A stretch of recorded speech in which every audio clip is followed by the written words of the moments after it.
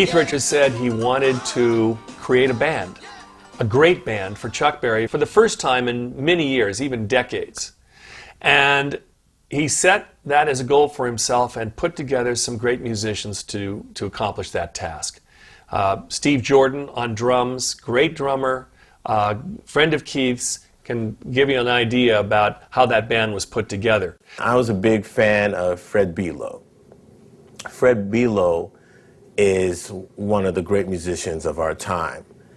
He was the drummer, the main drummer at Chess, and he played on all the great blues albums and recordings with Willie Dixon, backed up everybody, Buddy Guy, Muddy Waters, Little Walter, Sonny Boy Williams, and you name it, that was the rhythm section.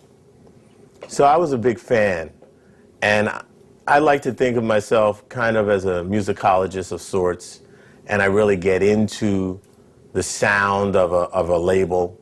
For instance, Benny Benjamin, being the main drummer at Motown, he defined the sound of that label, he and James Jamerson. What Al Jackson did at Stax. So you have that kind of thing. Well, that's what Fred Below did with Chess.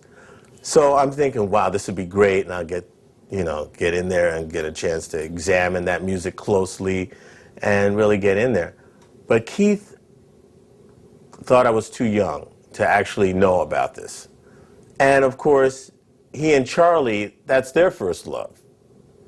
And the Stones had done some wonderful renditions of Chuck Berry music and Muddy Waters stuff when they were first starting. I mean, Rolling Stones and Muddy Waters, I mean, come on, that's it. They recorded at Chess. They couldn't wait to do it. So obviously, Keith's first choice was Charlie, which was understandable. I was a little heartbroken, but I understood. So at the time, I am in the world's most dangerous band, which is the David Letterman band. We were the house band for the Rock and Roll Hall of Fame induction ceremonies. So this was the very first one. It was at the Waldorf Astoria. There was only one camera. This is way before it was a VH1 event or anything like that. It was just one camera set up, and it kind of just got the middle of the stage. And it just so happens that during the performance of the jam, my head wasn't in the shot. So Keith and Chuck get together, and they're trying to figure out who's going to be in the band. So they're looking at the tape of the Rock and Roll Hall of Fame, and Chuck is like, "Yeah, I like that drummer.